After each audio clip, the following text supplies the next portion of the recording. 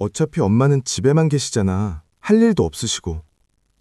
혹시 여러분은 자식의 입에서 흘러나온 이 평범한 말 한마디에 가슴 한구석이 쩍 차고 갈라지는 기분을 느껴보신 적이 있으신가요? 평생을 자식 뒷바라지에 바쳐온 세월이 그저 할 일 없는 사람의 시간으로 치부되어 버리는 그 순간의 서글픈 말입니다. 이야기를 시작하기 전에 잠시 시간을 내어 구독과 좋아요를 눌러주세요. 여러분의 따뜻한 관심이 우리 모두의 노후를 더 풍요롭게 만드는 큰 힘이 됩니다. 그날은 아주 평범한 목요일 오후였습니다. 딸아이가 집에 들렀고 저는 평소처럼 반찬통을 챙겨주고 있었습니다. 뚜껑을 덮으며 김치 하나를 더 넣어줄까 말까 망설이는데 딸아이가 전화를 받으며 거실로 나가더니 큰 소리로 누군가와 이야기를 나누더군요. 이번 주말에도 괜찮을 것 같아. 어차피 엄마 집에만 계시잖아. 할 일도 없으시고. 순간 제 손이 멈췄습니다. 뚜껑을 덮으려던 손이 공중에서 그대로 얼어붙었고 가슴이 철렁 내려앉는 느낌이 들었습니다. 그 말이 무슨 뜻인지 알면서도 그저 모르는 척하고 싶었습니다. 딸은 전화를 끊고 돌아와 환하게 웃으며 말했습니다. 엄마, 이번 주말에 우리 집에 와서 민서 좀 봐주실 수 있죠? 남편이랑 둘이서 중요한 약속이 생겼거든요. 저는 그래, 괜찮아 라고 대답했습니다. 하지만 제 귀에 들리는 그 목소리는 제 것이 아닌 것 같았습니다. 마치 고장난 기계처럼 나오는 대답이었고 입술은 억지로 웃고 있었지만 가슴 한쪽은 이미 무너져 내리고 있었습니다. 딸은 반찬통을 받아들고 엄마 정말 최고예요. 감사해요. 라고 말하며 현관문을 나섰습니다. 문이 닫히는 소리가 그날따라 유난히 크게 들렸습니다. 저는 그 자리에 서서 한참을 움직이지 못했습니다. 어차피 엄마 집에만 계시잖아. 할 일도 없으시고. 그 말이 귓가에서 유령처럼 떠돌았습니다. 1번, 2번, 10번 멈추지 않았습니다. 숨이 막혀왔고 목구멍이 조여왔습니다. 다리에 힘이 빠져 부엌 의자에 주저앉고 말았습니다. 내가 정말 그런 사람이 되었을까? 집에만 있는 사람, 할 일도 없는 사람, 언제든 자식이 부르면 달려가야 하는 사람. 나는 언제부터 아무 때나 불러도 되는 그저 자식의 연락만 기다리고 있을 거라고 여겨지는 그런 존재가 되었을까요? 그날 밤 저는 잠을 이루지 못했습니다. 어두운 천장을 바라보며 지난 세월을 되짚어 보았습니다. 저는 지금까지 제가 정말 좋은 부모라고 믿으며 살아왔습니다. 자식이 필요하다면 언제든 달려갔고 손주가 보고 싶어 하면 무거운 가방을 챙겼습니다. 반찬이 떨어졌다는 전화 한 통이면 새벽같이 일어나 부엌대기를 자처했습니다. 그런데 언제부터였을까요? 그 모든 헌신이 고마운 일이 아니라 당연한 역할이 되어버린 것이 말입니다. 제가 한 사람의 인격체로 존중받는 것이 아니라 필요할 때 꺼내 쓰는 기능처럼 여겨지기 시작한 것이요. 그때는 몰랐습니다. 그 말 한마디가 제 노후 전체를 뒤흔드는 거대한 균열의 시작이 될 줄은요. 자식만 있으면 노후 준비는 끝난 거라고 믿었던 제 오만이 얼마나 위험한 것이었는지 그날 밤의 정적 속에서 뼈저리게 느꼈습니다. 한 연구에 따르면 노년층이 가장 깊이 상처받는 순간은 경제적인 빈곤보다도 자신의 존재가 그저 쓸모로만 취급받는 순간이라고 합니다. 저는 그날 밤 제가 바로 그 쓸모로만 취급받는 도구가 된 것 같아 눈물을 멈출 수 없었습니다. 돌이켜보면 저는 결혼하고 나서 지금까지 한 번도 제 시간을 온전히 가져본 적이 없었습니다.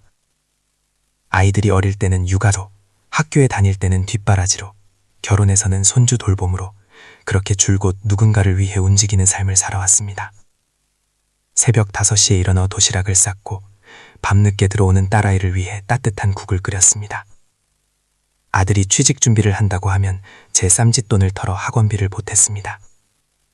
제 통장에서 돈이 빠져나가는 것을 보면서도 저는 늘 이렇게 생각했습니다. 부모니까 이 정도는 해야지. 자식이 잘 되는 게 곧 내 행복이지. 딸이 결혼할 때 예단을 준비하며 남편과 크게 다툰 적도 있었습니다. 남편은 우리 형편에 너무 무리라고 말했지만 저는 딸 시집 보내는데 초라하게 보낼 수 없다며 우겼습니다. 결국 제 뜻대로 했고 딸은 고맙다며 눈물을 흘렸습니다. 그 눈물을 보며 저는 이게 부모 역할이지, 이게 사랑이지라며 스스로를 위로했습니다. 아들이 전셋집을 구한다고 했을 때도 마찬가지였습니다. 목돈이 필요하다는 말에 망설임 없이 적금을 깼습니다. 남편은 우리 노후는 어떻게 하려고 그러냐고 물었지만 저는 자식이 잘 되는 게 곧 우리 노후 아니냐고 당당하게 대답했습니다. 지금 생각하면 참으로 어리석은 확신이었습니다. 손주가 태어나고 나서는 더욱 바빠졌습니다. 딸아이가 직장 생활을 계속해야 한다며 아이를 맡겼고 저는 일주일에 나흘을 딸네 집에서 지냈습니다. 무릎이 쑤시고 허리가 끊어질 것 같아도 손주를 안고 밤을 지새우면서도 이건 당연한 일이라고 생각했습니다. 할머니니까 해야 하는 일, 부모니까 짊어져야 하는 멍해라고 믿었습니다. 그렇게 시간이 흘러 저는 60대 중반을 넘어섰습니다. 이제는 계단을 오를 때마다 숨이 차고 비가 오는 날이면 온몸에 마디마디가 쑤십니다. 그런데도 전화벨이 울리면 조건반사처럼 가방을 챙겼습니다. 아프다는 말은 입 밖으로 꺼내지도 않았습니다. 자식들 걱정시키고 싶지 않았고 무엇보다 제가 아직은 필요한 사람이라는 그 느낌이 좋았기 때문입니다. 하지만 돌아보면 그때 이미 경고 신호는 도처에 있었습니다. 딸은 더 이상 엄마 괜찮으세요? 라고 묻지 않았습니다. 대신 엄마 이번 주 목요일에 시간 되시죠? 라고 물었습니다. 그건 물음표에 탈을 쓴 확인이자 통보였습니다. 아들도 마찬가지였습니다. 어머니 반찬 좀 부탁드려도 될까요? 라는 정중한 요청은 사라진 지 오래였습니다. 어머니 이번 주에 반찬 좀 챙겨주세요. 라는 당부로 박혀 있었습니다. 저는 그 미묘한 차이를 느끼면서도 모르는 척했습니다. 왜냐하면 저는 좋은 부모여야 했기 때문일까요? 좋은 부모라면 자식이 힘들 때 기꺼이 달려가야 하고 손주가 아플 때 밤을 새워야 하며 반찬이 떨어졌다는 말에 두 말 없이 부엌에 서야 한다고 믿었으니까요. 그런데 어느 순간부터 제 가슴 한쪽이 무겁게 가라앉기 시작했습니다. 자식을 위해 무언가를 할 때마다 기쁨보다는 무거운 의무감이 먼저 고개를 들었고 고맙다는 말을 들어도 그 말이 허공에 흩어지는 공허한 메아리처럼 느껴졌습니다. 저는 그런 제 마음이 나쁘다고 생각했습니다. 자식을 위해 해주는 건데 왜 이런 마음이 들까라며 제 자신을 자책했습니다. 그래서 더 열심히 했습니다. 더 많이 퍼주면, 더 많이 희생하면 이 찝찝한 마음이 사라질 거라고 믿었습니다. 하지만 그건 완벽한 착각이었습니다. 여러분도 혹시 자식이 편안하면 그게 곧 나의 행복이라고 믿으며 자신을 지워가고 계시지는 않습니까? 쇼펜하우어는 말했습니다. 가까운 관계일수록 사랑보다 거리의 질서가 필요하다고요. 그때는 그 말의 의미를 전혀 몰랐습니다. 하지만 이제는 뼈저리게 알고 있습니다. 처음에는 딸아이가 참 조심스럽게 부탁했었습니다. 엄마, 정말 미안한데 이번 주 금요일에 민서 좀 봐주실 수 있을까요? 중요한 미팅이 있어서요. 저는 흔쾌히 그러겠다고 했죠.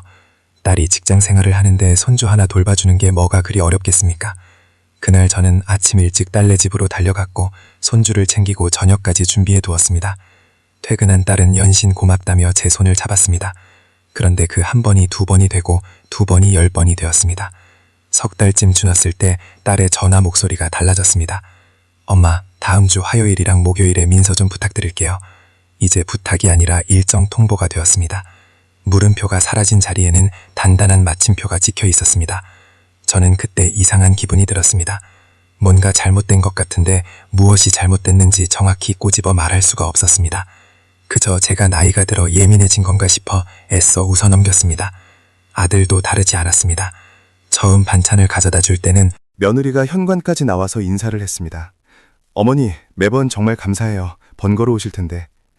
하지만 시간이 흐르자 며느리는 방에서 나오지 않았고 아들은 냉장고 문을 벌컥 열며 말했습니다.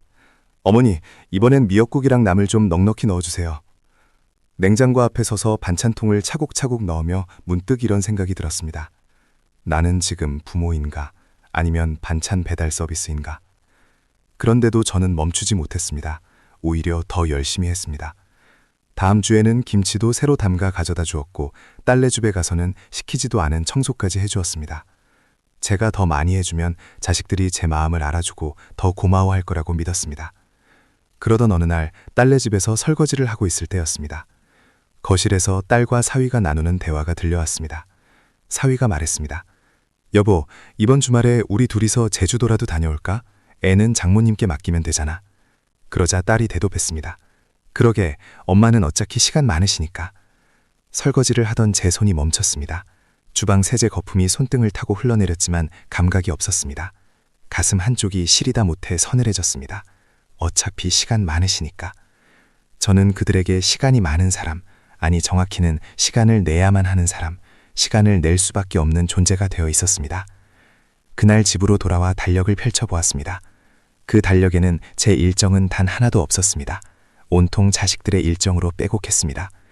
딸내 아이 돌보는 날엔 빨간 동그라미, 아들내 반찬 챙겨주는 날엔 파란 동그라미, 손주 병원 가는 날엔 별표. 정작 제 정기검진 예약은 딸의 일정과 겹쳐 2번이나 취소한 상태였습니다. 친구들과의 모임도 손주가 열이 난다거나 아들네 집들이가 있다는 이유로 몇 번이나 미루었습니다. 그제야 깨달았습니다. 좋은 마음으로 시작한 배려가 어느새 제 당연한 의무가 되었다는 것을요. 한 번의 호의가 반복되면서 익숙함이 되었고 그 익숙함은 무서운 당연함이 되었습니다. 미안함은 사라지고 일정만 남았습니다. 고마움은 사라지고 요구만 남았습니다. 나는 엄마로 존재하는 걸까?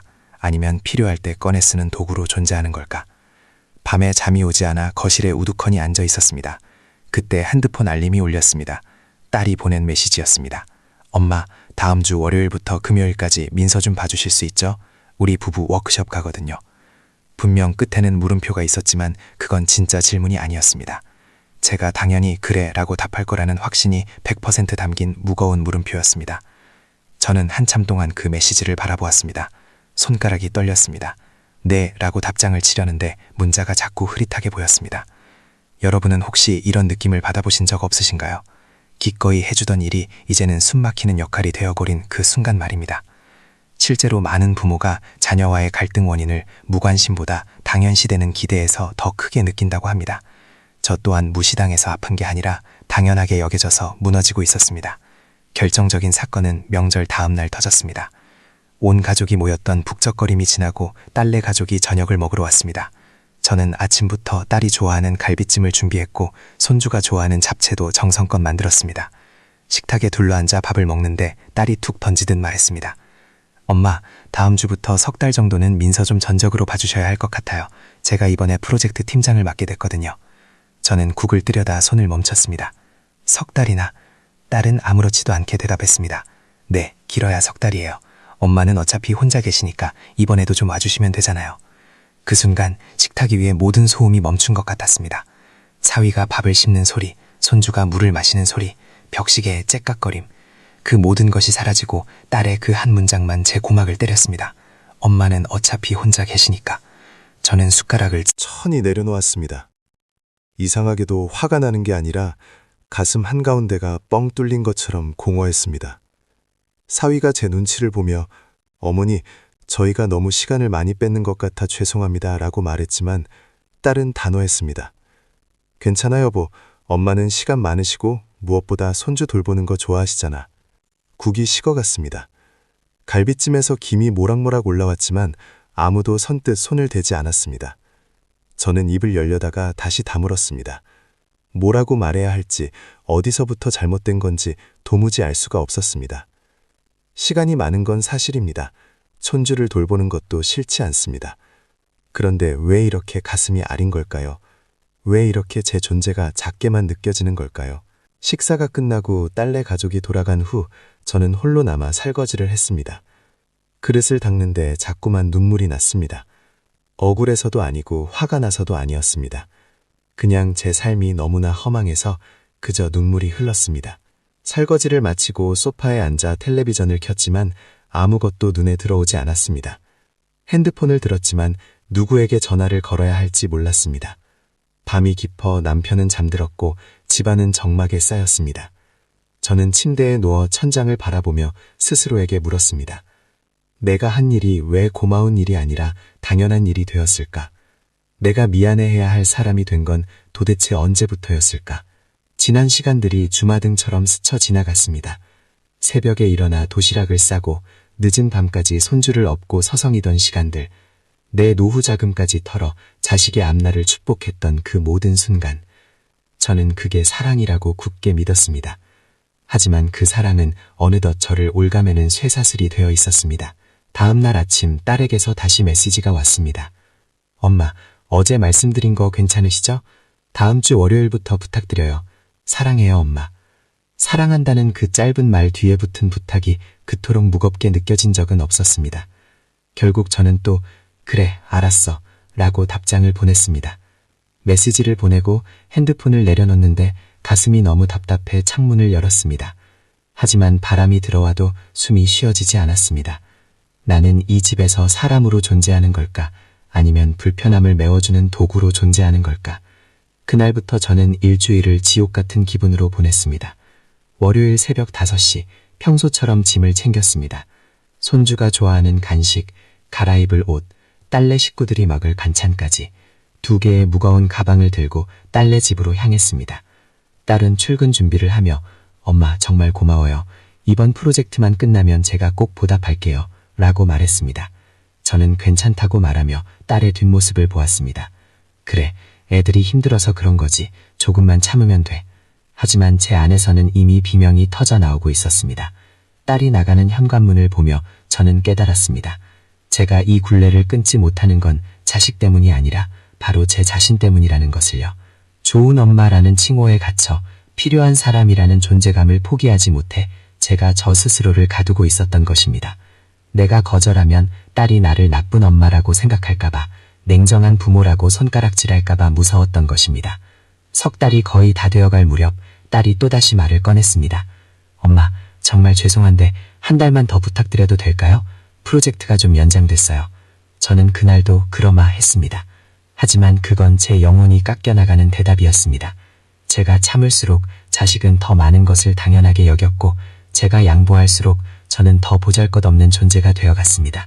그러던 어느 날이었습니다. 손주를 어린이집에 데려다주고 돌아오는 길에 무릎 통증이 너무 심해 버스 정류장 벤치에 주저앉았습니다. 한참을 멍하니 앉아있는데 옆에 한 60대 중반의 여성분이 앉으시더군요.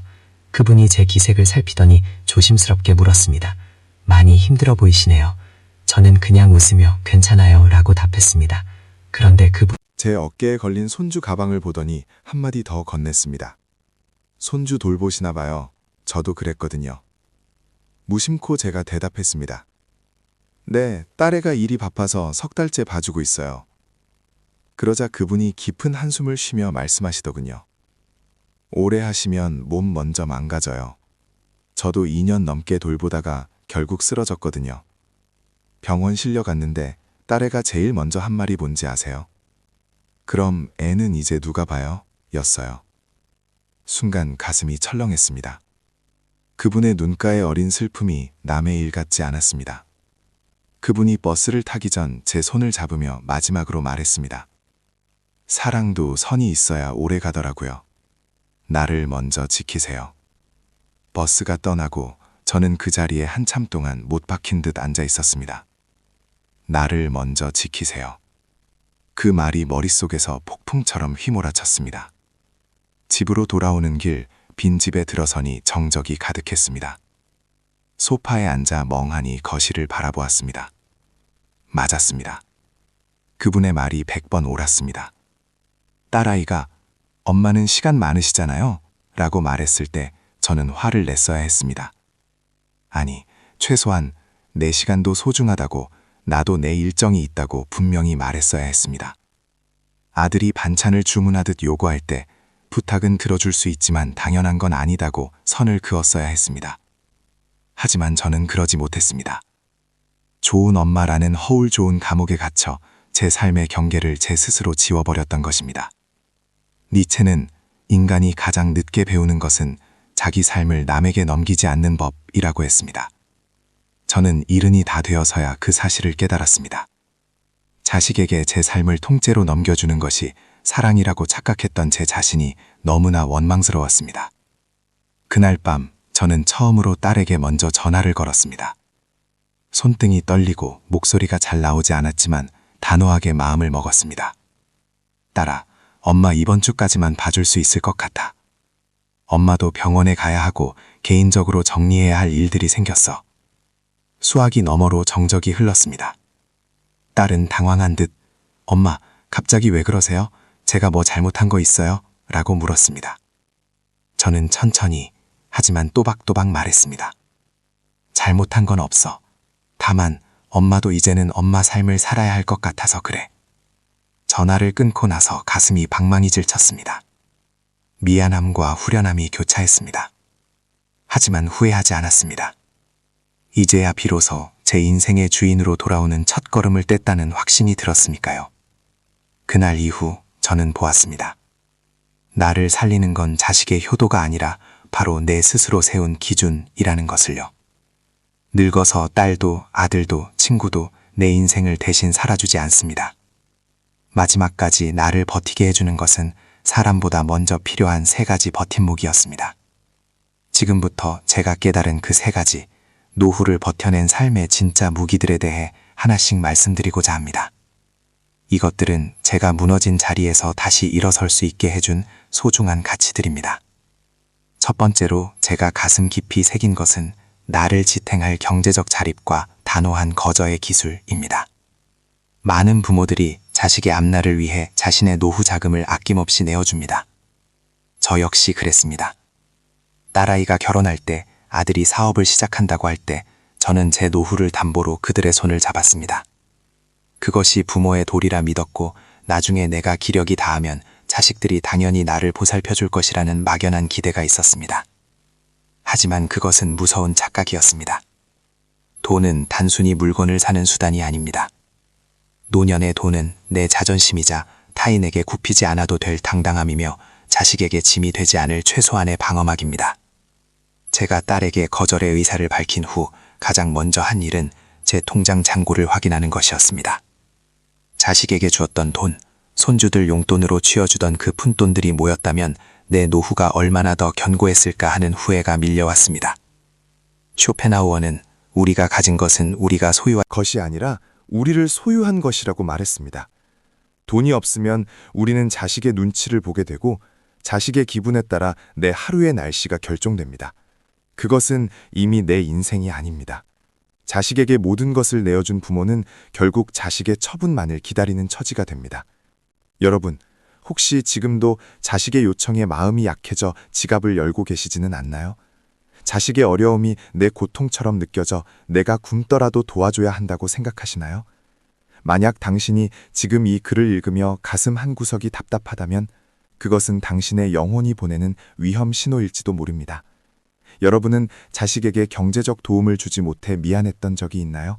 아니면 너무 많이 주어서 후회한 적이 있나요? 여러분의 경험을 댓글로 나누어 주세요. 서로의 이야기를 통해 우리는 적정한 선이 어디인지 깨달을 수 있을 것입니다. 저는 이제 딸에게 이번 달은 엄마 병원비랑 여행 적금 때문에 힘들 것 같다고 말합니다. 처음에는 입이 떨어지지 않았지만 한두 번 반복하다 보니 제 목소리에 힘이 실리기 시작했습니다. 놀랍게도 제가 돈을 지키기 시작하자 딸은 저를 더 이상 언제든 부르면 달려오는 도우미로 보지 않았습니다. 오히려 제 일정을 묻고 제 건강을 걱정하는 한 명의 인격체로 대접하기 시작했습니다. 내 주머니가 든든해야 내 마음의 여유도 생기고 자식을 원망하는 마음도 사라진다는 것을 이제야 알았습니다. 두 번째로 소중한 것은 혼자서도 충분히 행복할 수 있는 고독의 힘입니다.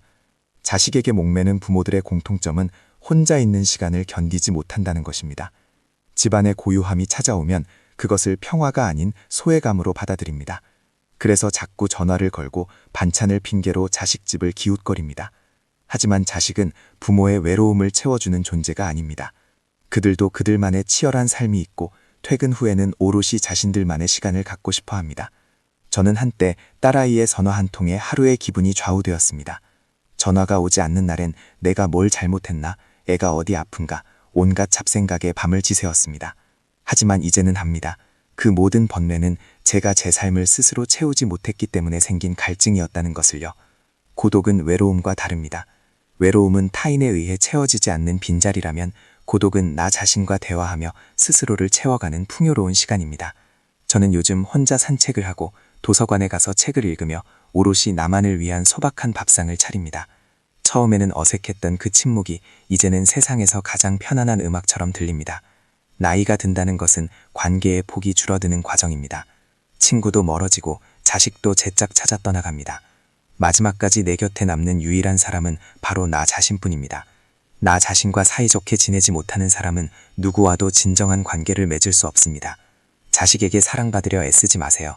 대신 내가 나를 얼마나 사랑하고 있는지 먼저 살펴보세요. 내가 나를 귀하게 여길 때 세상도 나를 함부로 대하지 못합니다. 세 번째는 나만의 세계를 구축하는 배움과 열정입니다. 자식을 키울 때는 자식의 성적이 내 성적표였고 자식의 성공이 내 훈장이었습니다.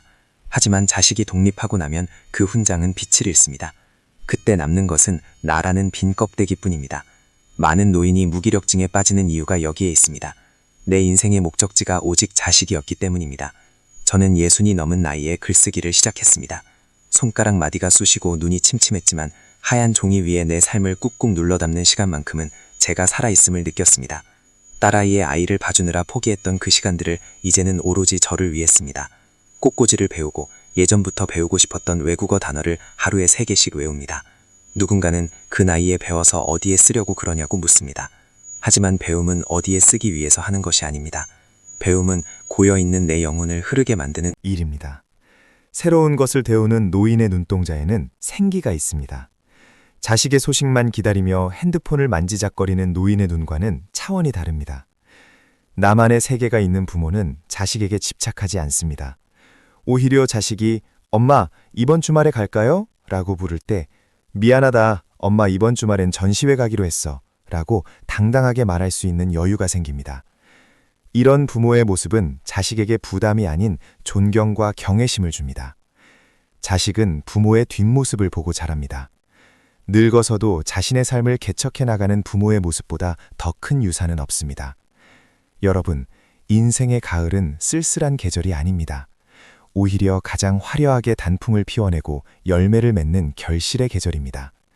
그 열매는 자식이라는 이름의 열매가 아니라 바로 나라는 존재가 맺는 결실이어야 합니다. 딸이 필요 없다는 말은 딸을 사랑하지 말라는 뜻이 아닙니다. 딸을 내 인생의 구원자로 착각하지 말라는 뜻입니다. 내 인생의 구원자는 오직 나 자신뿐입니다. 돈을 지키고 고독을 즐기며 끊임없이 배우는 삶. 이 3가지가 갖춰졌을 때 비로소 우리는 자식과의 관계에서도 진정한 자유를 얻을 수 있습니다. 혹시 지금 이 순간 자식에게 서운한 마음이 들어 눈물 짓고 계신가요? 혹은 자식의 뒤치다꺼리에 지쳐 내 삶이 어디로 가고 있는지 혼란스러우신가요? 이제 그만 그 짐을 내려놓으셔도 됩니다. 당신은 충분히 애쓰셨고 충분히 희생하셨습니다. 이제는 당신의 이름을 불러주세요. 누구의 엄마, 누구의 할머니가 아닌 오직 당신 자신의 이름으로 남은 생을 찬란하게 채워나가시길 바랍니다. 저의 이 고백이 누군가에게는 따끔한 충고가, 누군가에게는 따뜻한 위로가 되었기를 바랍니다.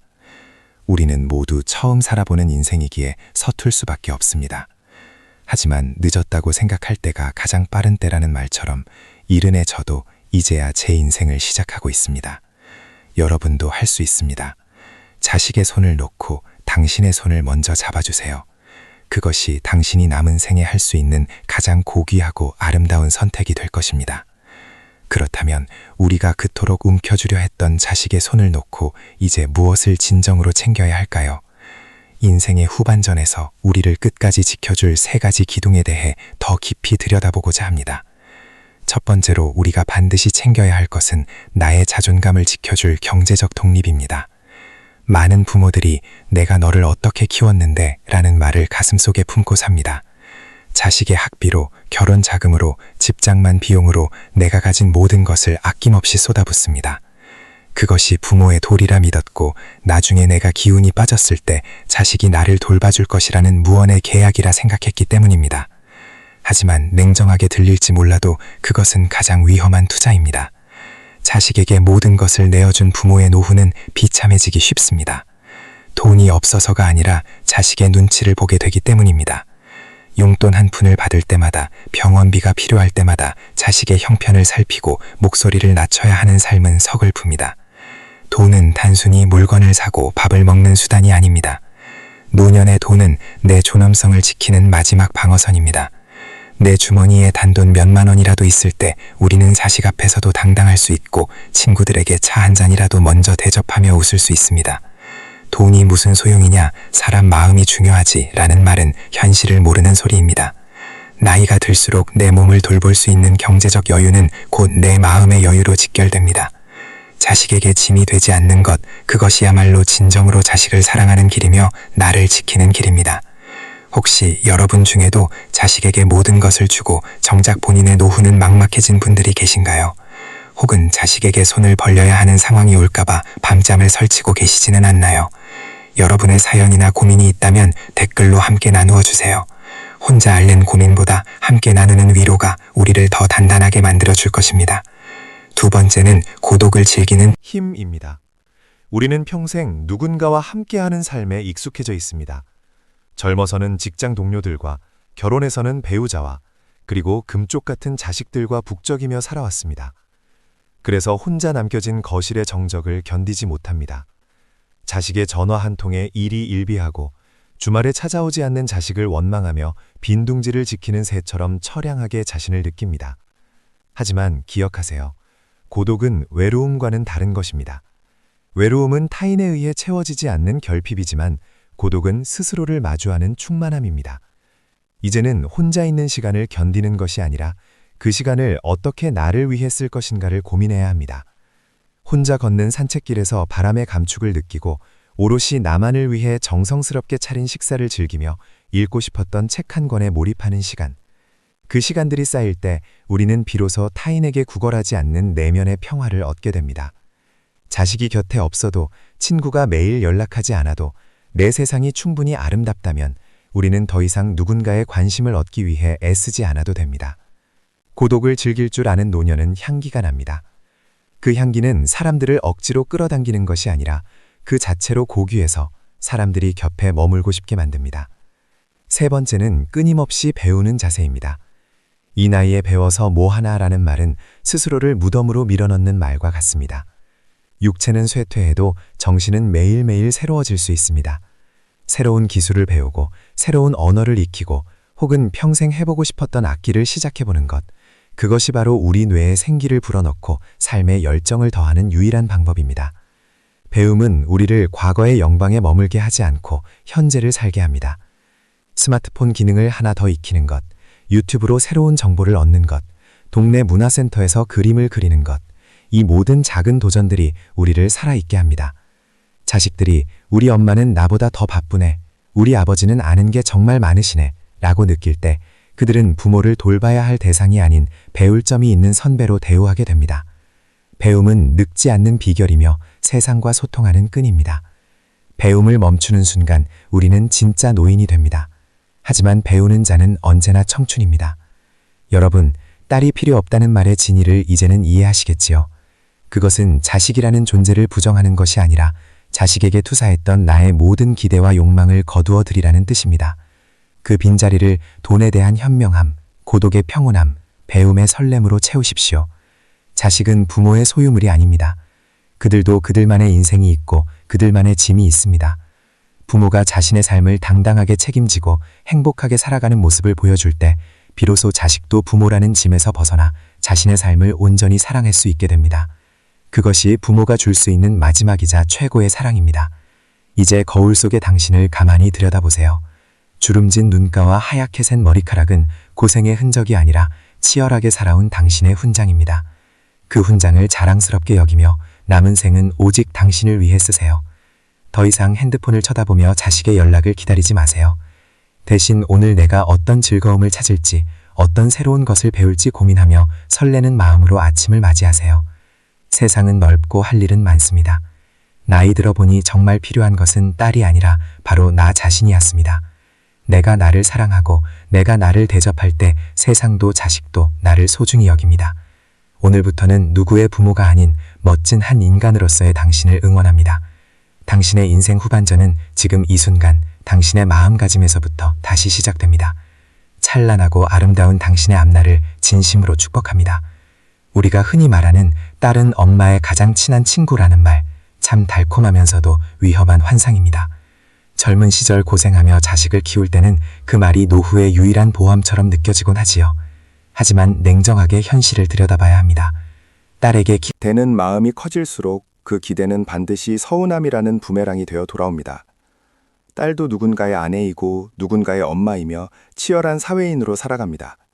그 아이의 어깨 위에 얹힌 삶의 무게도 이미 충분히 무겁습니다. 그런 자식에게 나의 외로움까지 덜어달라고 하는 것은 사랑이라는 이름으로 행하는 또 다른 구속일지도 모릅니다. 혹시 여러분도 자식에게 전화를 걸었다가 엄마 나중에 전화할게 라는 짧은 대답에 가슴 한구석이 서늘해진 적이 있으신가요?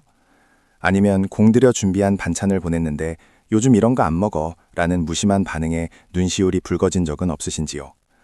만약 그런 경험이 있다면 그것은 자식이 나빠서가 아니라 우리가 자식에게 너무 많은 나의 행복을 맡겨두었기 때문입니다.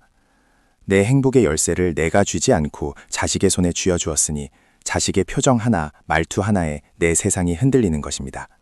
이제 그 열쇠를 다시 찾아오셔야 합니다. 이제 조금 더 구체적으로 우리가 챙겨야 할 것들에 대해 깊이 있게 이야기해 보겠습니다. 첫 번째로 다시 강조하고 싶은 것은 경제적인 독립을 넘어선 돈에 대한 철학입니다. 단순히 통장에 잔고가 얼마 있느냐의 문제가 아닙니다. 늙어서 돈이 없으면 비참해진다는 말은 사실입니다. 하지만 더 무서운 것은 돈을 대하는 태도입니다. 자식에게 재산을 미리 물려주고 나중에 나를 돌봐주겠지라고 생각하는 것만큼 위험한 도박은 없습니다. 그것은 자식에게도 큰 짐이요, 부모에게는 불안의 시작입니다. 내가 너를 어떻게 키웠는데 라는 보상심리가 작동하는 순간 부모와 자식의 관계는 비즈니스보다 못한 관계로 전락합니다. 진정한 노후 준비는 내가 죽을 때까지 내 품위와 자존심을 지켜줄 수 있는 최소한의 비용을 악착같이 지키는 것입니다. 그 돈은 단순히 밥을 먹기 위한 돈이 아니라 자식 앞에서 당당하게 내 걱정은 하지 마라, 나는 내 인생을 즐기고 있다 라고 말할 수 있는 자유의 비용입니다. 자식에게 손 벌리지 않는 것만으로도 여러분은 이미 훌륭한 부모입니다. 내가 내 밥값을 하고 가끔 자식들에게 이건 엄마가 쏘는 거다 라며 지갑을 열 수 있을 때 부모로서의 권위는 자연스럽게 세워집니다. 돈은 세상을 살아가는 수단이지만 노년에는 내 자존감을 지켜주는 가장 단단한 갑오심을 잊지 마십시오. 두 번째는 고독을 즐기는 기술을 연마하는 것입니다. 인간은 결국 혼자입니다. 태어날 때도 혼자였고 갈 때도 혼자입니다. 그런데 우리는 평생을 누군가와 함께하는 것에만 익숙해져 있습니다. 남편이, 아내가, 자식이 옆에 있어야만 내 존재가 확인된다고 믿습니다. 하지만 진정한 어른의 삶은 혼자 있는 시간을 어떻게 채우느냐에 따라 결정됩니다.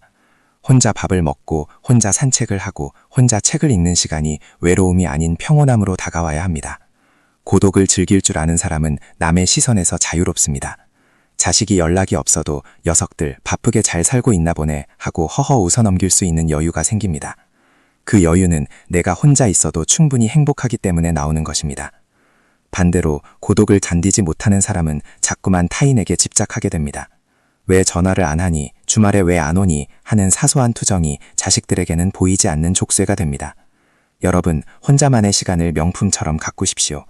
향긋한 차 한 잔을 마시며 창밖을 구경하는 시간, 좋아하는 음악을 크게 틀어놓고 집안일을 하는 시간, 그 시간들이 쌓여 당신이라는 사람의 깊이를 만듭니다.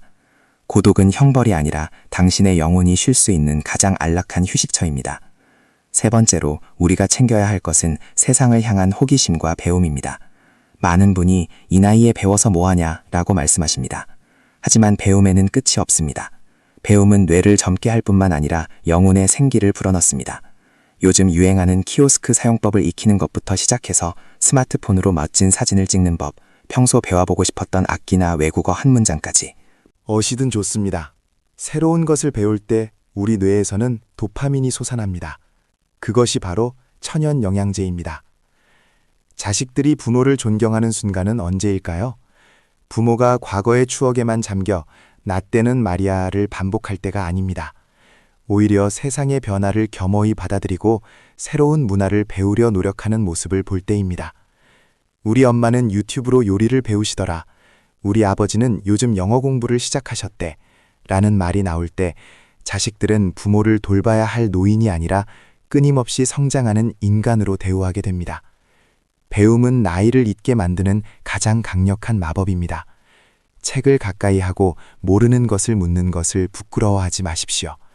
세상에 대한 호기심을 잃지 않는 한 당신의 가슴은 언제나 청춘의 불꽃이 타오를 것입니다. 여러분, 이 이야기를 들으면서 어떤 생각이 드시나요?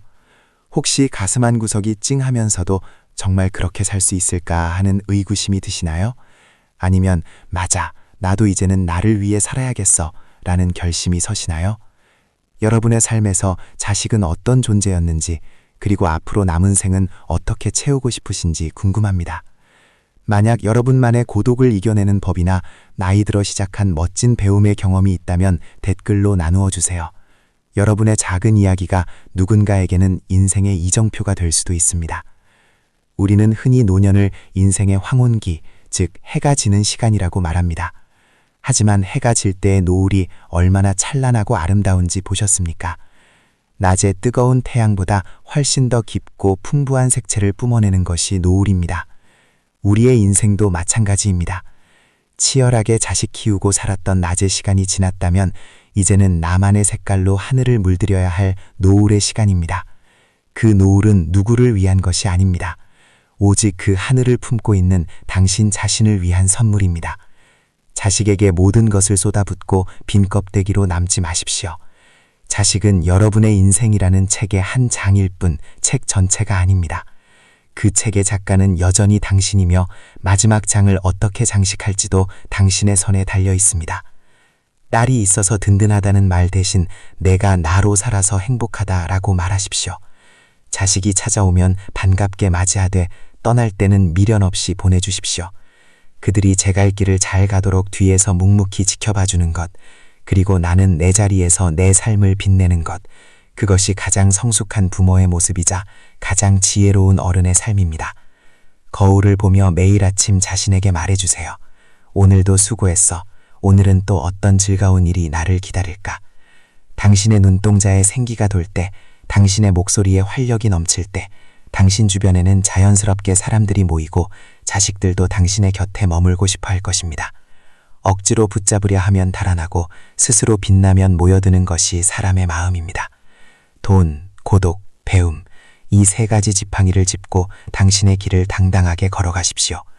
그 길 위에서 만나는 들꽃 한 송이, 바람 한 점이 당신의 친구가 되어줄 것입니다.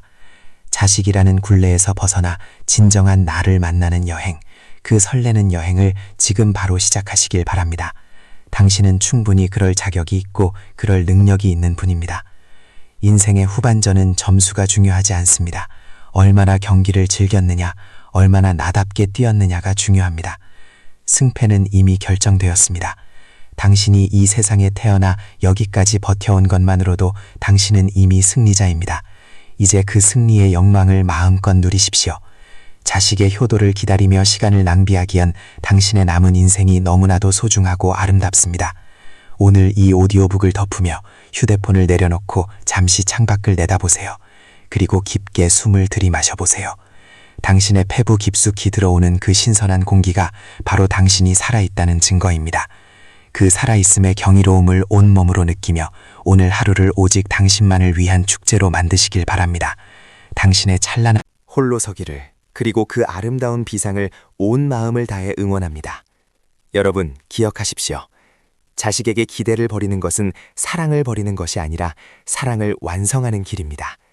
서로가 각자의 인생을 독립적인 인격체로서 존중하고 살아갈 때 비로소 진정한 의미의 가족애가 피어납니다. 자식의 연락을 기다리는 시간 대신 내가 무엇을 할 때 가장 즐거운지 찾는 시간을 가지십시오. 그 작은 변화가 당신의 인생을 완전히 바꾸어 놓을 것입니다. 세상의 모든 부모님, 당신들은 이미 위대한 일을 해내셨습니다.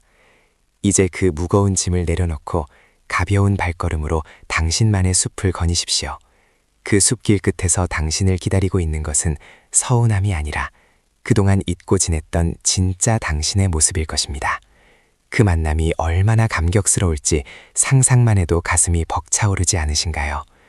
당신의 인생 이막에 신의 축복이 가득하기를, 그리고 매 순간이 배움과 깨달음, 그리고 평온함으로 가득 차기를 진심으로 기원합니다.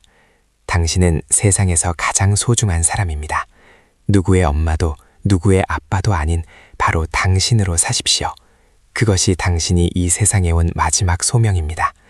아름다운 당신의 안날을 축복하며 이야기를 마칩니다. 끝까지 들어주셔서 감사합니다. 구독 부탁드리고 댓글에 행운을 받아드립니다 라고 남겨주세요. 여러분, 혹시 가장 가까운 가족한테 내 존재가 약간 필요할 때만 쏙 빼서 쓰는 도구나 되게 편리한 기능처럼 느껴지신 적 없으신가요? 아, 너무 아픈 질문이네요. 사실 가족이니까 오히려 그런 감정을 느끼기가 더 쉬운 것 같아요. 맞아요. 오늘 우리가 심층 탐구해 볼 자료가 바로 이런 감정에서 출발하거든요. 어느 60대 어머니가 쓰신 정말 절절한 회고록이자 에세이인데요. 먼저 이 이야기부터 해볼게요. 연애 때처럼 평범한 목요일 오후였어요. 네. 주말에 집에 들일 딸한테 줄 반찬통 뚜껑을 막 닫으면서 김치를 좀 더 담을까? 고민을 하고 계셨던 참이었죠. 항상 엄마들이 하시는 흔한 고민이잖아요, 그게. 그렇죠. 근데 그때 거실에서 딸이 누군가랑 통화하는 소리가 들려온 거예요. 딸이 이렇게 말을 합니다. 이번 주말에도 괜찮을 것 같아. 어차피 엄마 집에만 계시잖아. 할 일도 없으시고. 와, 어차피 집에만 계시잖아. 할 일도 없으시고. 이 누군가의 평생에 걸친 희생이 단 3문장으로. 그것도 잉여 시간으로 확 초골아드는 순간이네요. 진짜 가슴이 철렁 내려앉는 기분이셨을 거예요. 근데 오늘 탐구 목표는요. 단순히 부모님의 희생이 슬프다 이런 사연을 소개하려는 게 아니거든요. 그렇죠. 그 너머의 구조를 봐야죠. 네, 누군가의 부모나 배우자 혹은 자식으로서 막연하게 당연한 희생을 강요받으면서 나를 잃어가는 분들을 위해서 내 삶의 주도권을 어떻게 다시 가져올 수 있는지 아주 구체적인 지혜를 한번 뽑아내 보려고 합니다. 자, 그럼 본격적으로 내용 한번 풀어보죠. 좋습니다. 사실 이 화자의 경험이 유독 날카롭게 다가오는 이유가 있어요. 사랑이랑 폭력의 경계가 가족이라는 이름 아래서 얼마나 쉽게 무너질 수 있는지를 너무 잘 보여주거든요. 폭력이라고까지 볼 수 있을까요? 그럼요. 딸이 엄마의 시간을 어차피 남는 시간으로 규정을 해버렸잖아요. 이건 이미 관계의 역학이, 그 저울이 심각하게 기울어졌다는 걸 의미하거든요. 듣고 보니 그러네요. 근데 이 기울어진 운동장이 만들어지는 과정이 자료에 자세히 나오는데 소름이 돋을 정도로 너무 현실적이에요. 처음부터 막 어머니를 무시하고 도구로 대했던 건 아니잖아요. 절대 아니죠.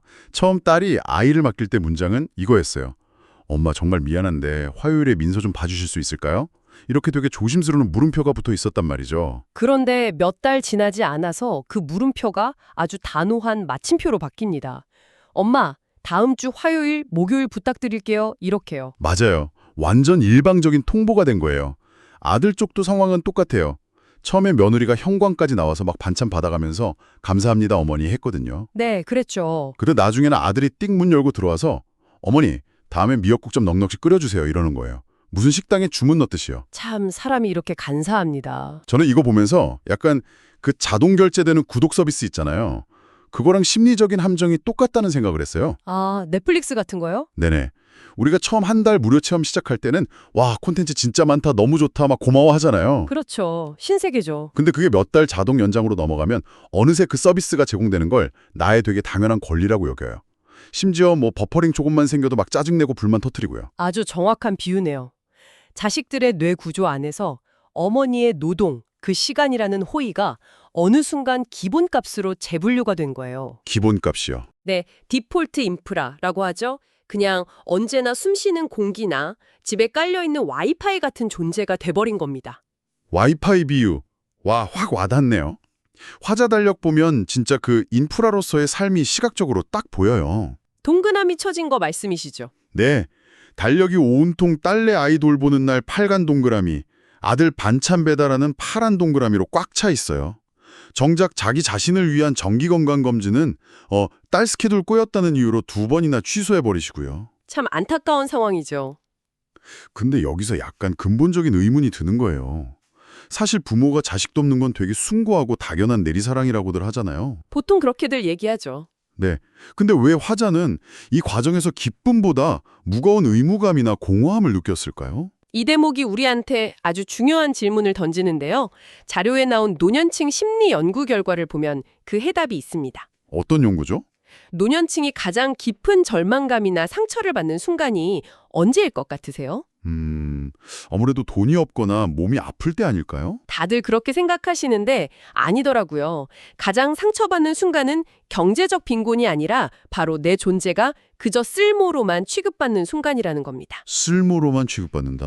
무슨 말인지 알 것 같아요. 내가 하나의 인격체, 온전한 인간으로 존중받는 게 아니라 어떤 특정 기능을 수행할 때만 유효한 존재가 됐구나. 이걸 느끼는 순간 자아가 와르르 무너져 내리는 거죠. 와, 그러니까 사랑이라는 명목하에 나를 도구로 써먹고 있다는 느낌이 드는 거네요. 그렇죠. 가족 간의 갈등 원인을 깊이 파고 들어가 보면 사실 무관심보다 더 무서운 게 이 당연시되는 기대거든요. 쇼펜하우어가 한 말 중에 가까운 관계일수록 사랑보다 거리의 질서가 필요하다는 명언이 있는데 딱 이 상황을 두고 하는 말 같습니다. 거리의 질서요? 근데 화자는 머리로는 이걸 알았을 텐데 막상 행동으로 못 옮기셨잖아요. 내가 거절하면 나쁜 엄마가 되는 거 아닌가 하는 그 모성의 프레임에 스스로 갇혀 계셨던 거죠. 네, 그 억눌린 감정들이 결국 명절 다음 날 빵 터지게 됩니다. 결정적 사건이 발생하죠. 맞아요. 온 가족이 밥을 먹는데 딸이 갑자기 나 프로젝트 팀장 됐어 이러면서 통보를 해요. 엄마, 다음 주부터 한 석 달 정도는 민서 전적으로 좀 봐주셔야 할 것 같아요. 엄마는 어차피 혼자 계시니까 와주시면 되잖아요. 또 나왔네요.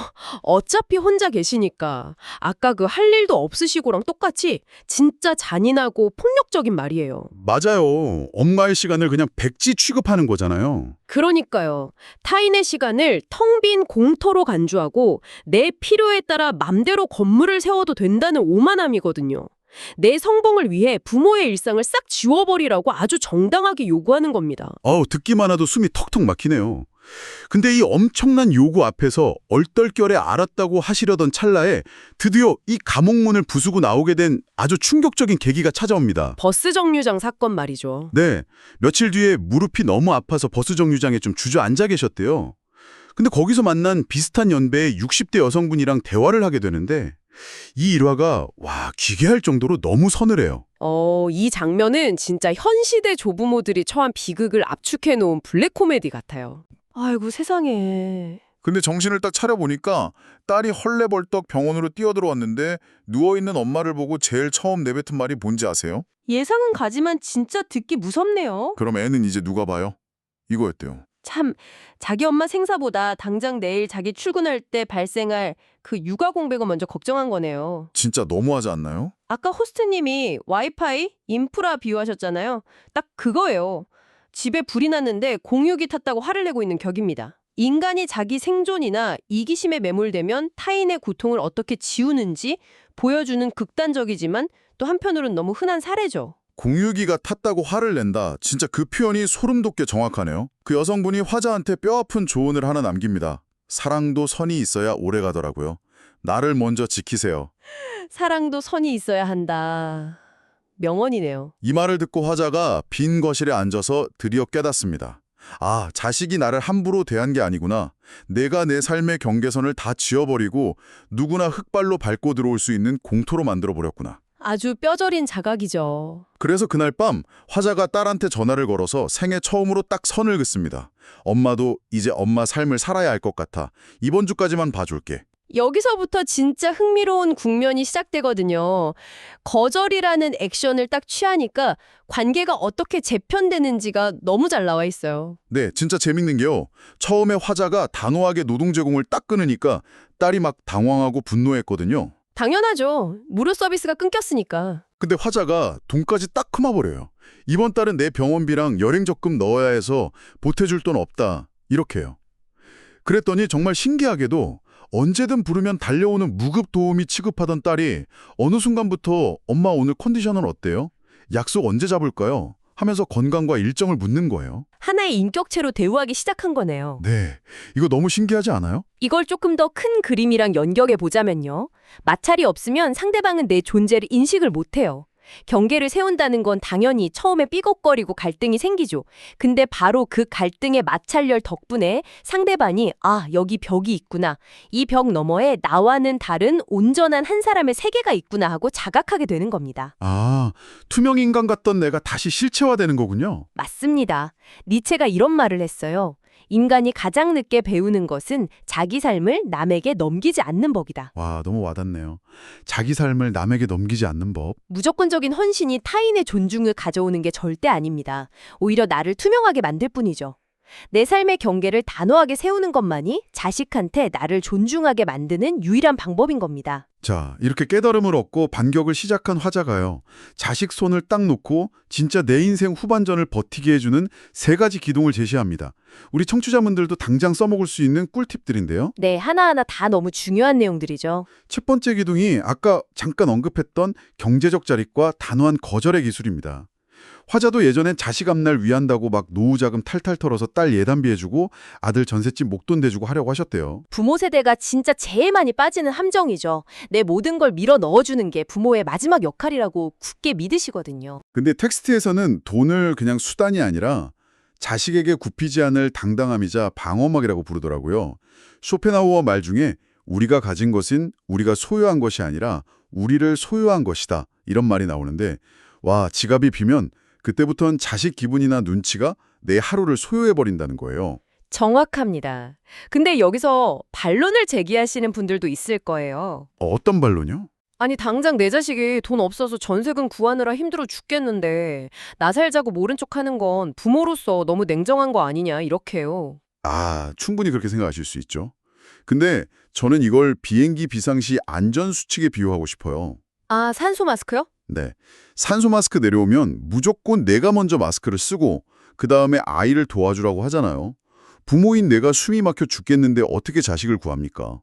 노후 자금 털어줬다가 나중에 부모가 파산하거나 아프면 결국 그 경제적, 심리적 짐이 고스란히 이자까지 쳐서 자식한테 돌아가는 거잖아요. 바로 그겁니다.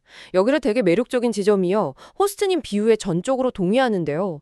자식한테 짐이 되지 않는 것, 그러니까 부모가 스스로 내 밥벌이하고 건강 유지하면서 자존감 지키는 것, 이게 겉보기엔 매정해 보일지 몰라도 결국 자식에게 줄 수 있는 마지막이자 최고의 사랑이라는 겁니다. 맞아요.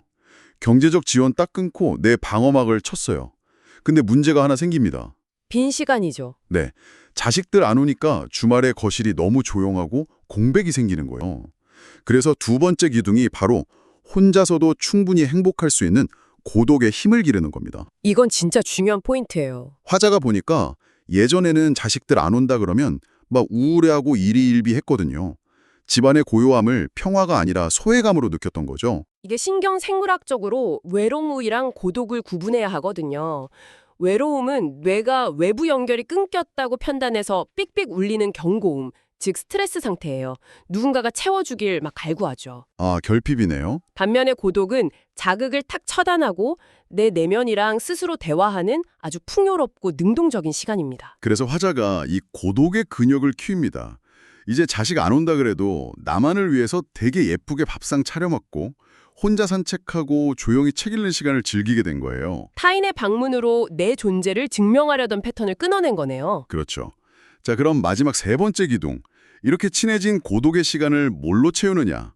바로 나만의 세계를 구축하는 배움과 열정입니다. 예순 넘어서 새로운 걸 엄청 시작하셨잖아요. 네, 글쓰기 모임도 나가시고 꽃꽂이도 배우시고 하루에 외국어 단어 3개씩 꼭 암기하시고 이게 단순한 노인정 취미생활, 치매 예방 이런 차원이 아니더라고요. 절대 아니죠.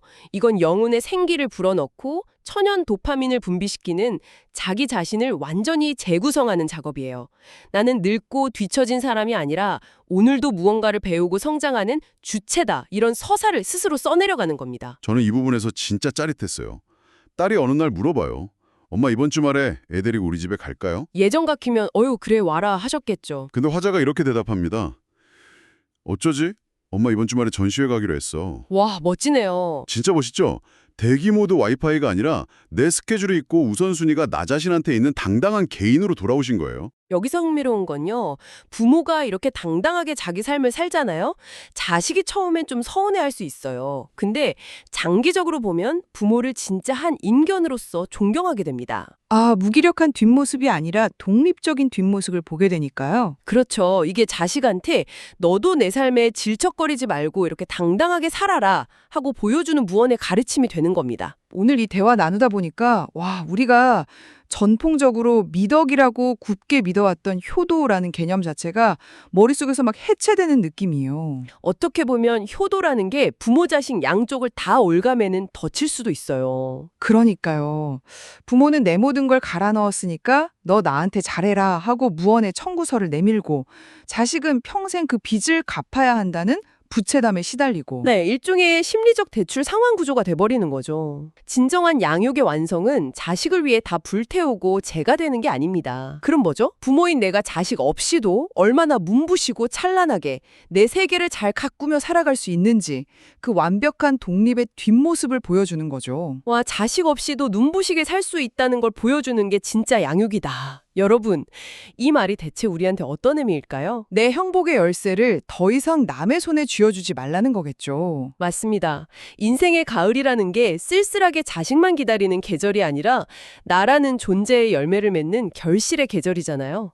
혹시 여러분도 내 삶의 경계를 허물고 가족들의 표정 하나에 내 하루 날씨가 왔다 갔다 하도록 방치하고 계시지는 않나요? 한 번쯤 깊이 생각해 볼 문제네요. 진정으로 자식이 독립하길 바란다면 나부터 멋지게 독립해야 한다는 거, 오늘 그 도발적이고 묵직한 생각 하나를 여러분께 던져드립니다. 스스로를 도구가 아니라 멋진 한 인간으로 대접하는 하루가 되시길 응원하면서 오늘 심층 탐구는 여기서 마무리하겠습니다. 네, 아주 의미 있는 시간이었습니다. 깊은 사유의 끈 놓지 마시고요. 다음에도 여러분의 세계를 한 뼘 더 넓혀줄 새로운 자료 가지고 돌아오겠습니다. 함께해 주셔서 감사합니다.